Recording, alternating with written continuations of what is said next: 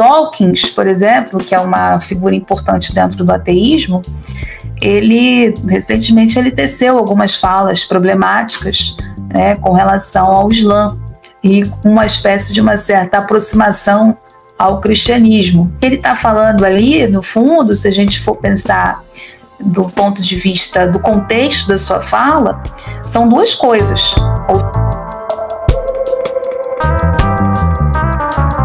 Você enxerga alguma fragilidade no cristianismo que pode comprometer a sua hegemonia?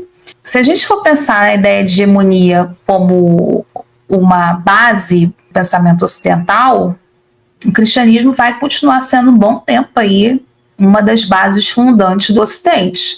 Isso é indiscutível, né? Só a gente lembrar que o Brasil já é um país evangélico. Ele é um país de origem católica, mas ele está cada vez mais evangélico. A gente está vendo um processo no mundo, né, de frentes religiosas ligadas ao fundamentalismo religioso cristão que tem crescido dentro do Ocidente.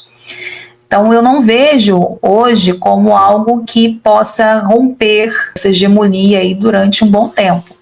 Agora, também é inegável dentro do Ocidente o crescimento do Islã. A Europa tem uma comunidade muçulmana muito grande.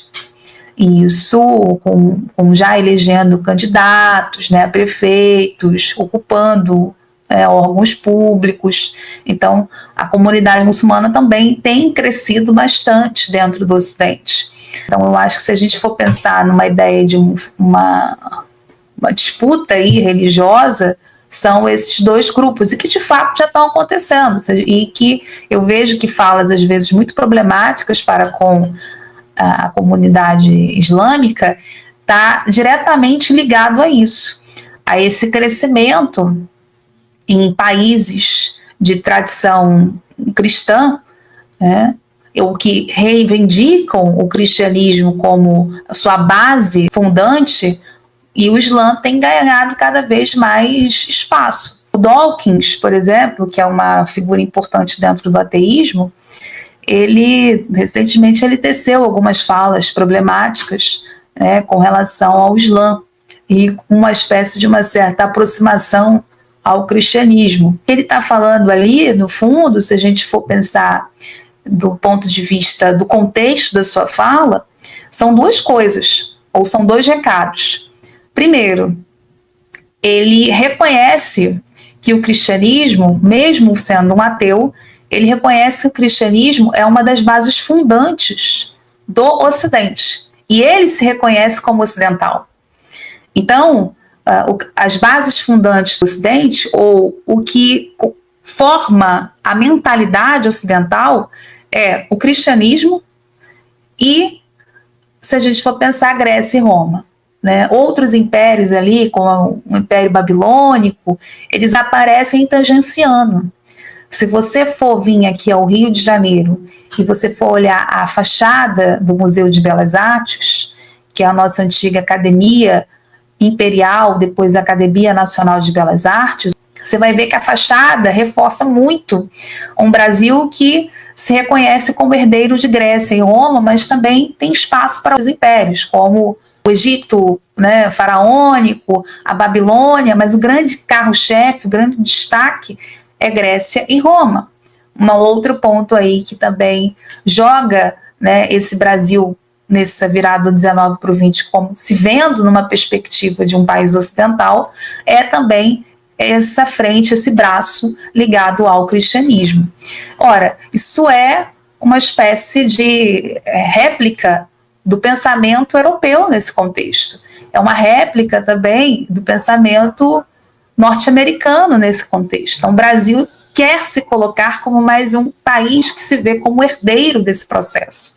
Então, a fala do Dawkins, ela pode ser rastreada em longa duração, ou seja, uma fala de um indivíduo que se reconhece dentro desse mundo ocidental e que, nesse aspecto, é extremamente reativo à presença, né, da comunidade muçulmana, que também são ocidentais. Não sei se vocês já viram um filme, esse que fait mon Dieu, né, Que Mal Eu Fiz a Deus. É uma comédia francesa muito boa.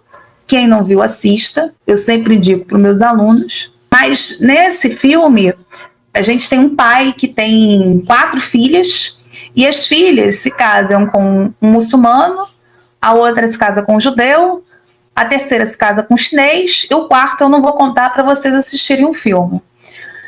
Mas o pai fica desesperado, porque ele entende que as filhas estão perdendo, né, ou fazendo com que a família perca essa origem francesa, ou seja, que gerem, né, netos tipicamente franceses e que estão colocando estrangeiros dentro da família.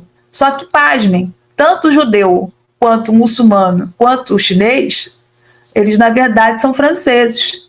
São, né, o chinês, no caso, é filho de chinês, mas que nasceu já em solo francês.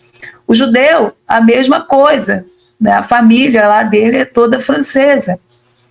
O muçulmano também. Então é a religião dele que é muçulmana, né?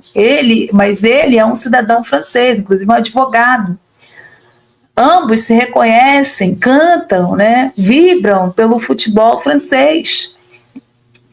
Ora, então a gente vê que no fundo essa fala também não é uma fala desconectada, mas é uma fala que faz parte então desse debate, desse embate. Claro que é uma fala problemática, porque acaba causando desrespeito aos muçulmanos, mas a gente também precisa entender a gênese, ou como que esse pensamento se forma, e esse pensamento ele é decorrente, ou ele é resultado de como o pensamento ocidental se estruturou. E o pensamento ocidental se estruturou a partir desse tripé, que eu volto a repetir para vocês: cristianismo, Grécia e Roma. E aí, gostou do corte de hoje? Então comenta aqui na descrição. Ah, e não esquece de deixar aquele like, hein? É muito importante para manter o canal. Você quer também ter as suas perguntas respondidas? Então não esquece, toda segunda-feira, a partir das 19 horas, rola live de dúvidas. Então é a sua oportunidade para ter a sua pergunta respondida. Não pode estar comigo às 19 horas das segundas-feiras? Não tem problema. Se você quiser garantir que a sua pergunta seja respondida, você também pode enviar a sua questão pelo Live Pix. Basta escanear o QR Code que está aparecendo aqui no vídeo e enviar a sua questão. E até a próxima!